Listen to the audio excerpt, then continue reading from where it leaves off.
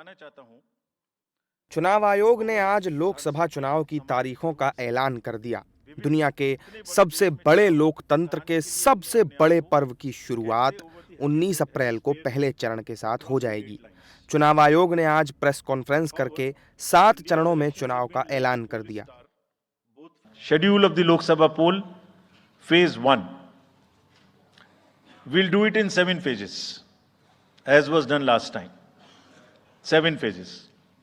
Phase 1 will start from 20th March notification, 5 days from now, and last date of withdrawal would be 30th March and date of poll would be 19th of April.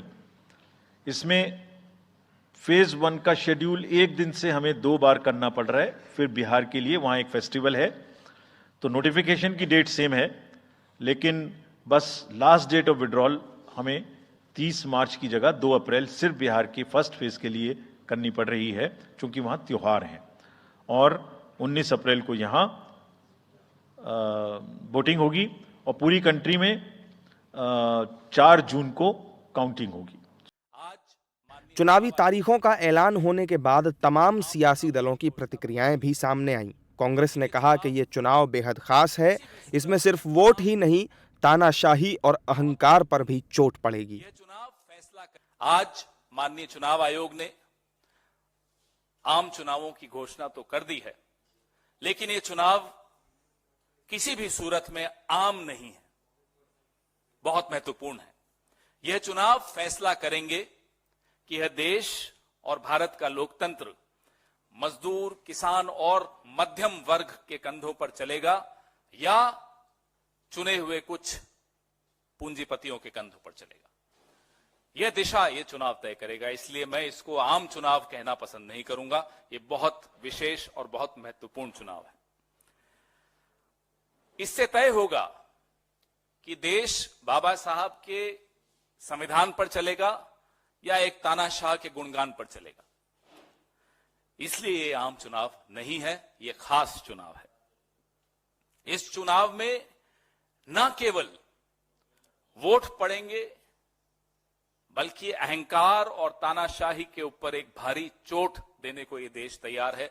इस चुनाव की इंतजार यह देश पिछले कई वक्त से कर रहा था।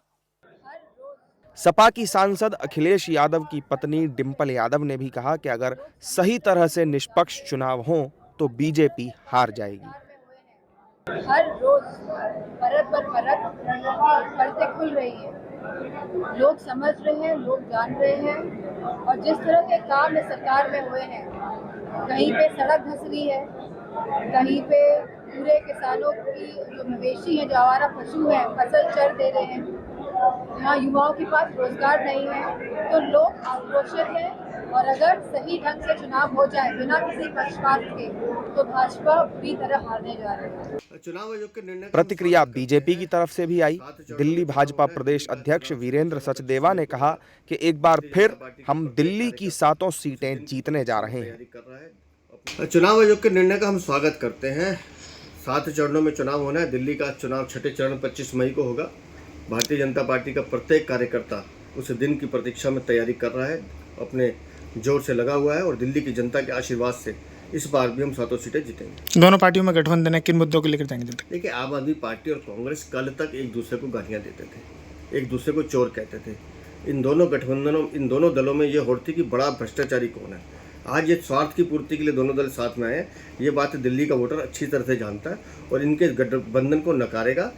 7 सीटें भारतीय जनता पार्टी को जिताएगा। कुछ ऐसा ही आत्मविश्वास अमेठी पहुंची केंद्रीय मंत्री स्मृति ईरानी की बातों में भी नजर आया। मात्र अमेठी नहीं, पूरा राष्ट्र तैयार है के विकास के नए शिखर को छूने के लिए नरेंद्र मोदी के नेतृत्व में सरकार भारतीय जनता पार्टी का गठबंधन बनाएगा। मैं अभिलाषी हूँ कि हर नागरिक 10 वर्षों में नरेंद्र मोदी जी के माध्यम से भारत की विकास यात्रा को देखते हुए संकल्पित भाव से चुनाव में अपना वोट दे और पुनः नरेंद्र मोदी जी को प्रधान सेवक में राष्ट्र प्रफुल्लित है कि आज जब हम कह रहे हैं अब की बार, तो जनता सामने तारीखों का ऐलान होने के बाद हर पार्टी अपनी जीत का दम भर रही है, लेकिन वास्तविक तस्वीर 4 जून को नतीजों से साफ हो जाएगी। India's elections have been like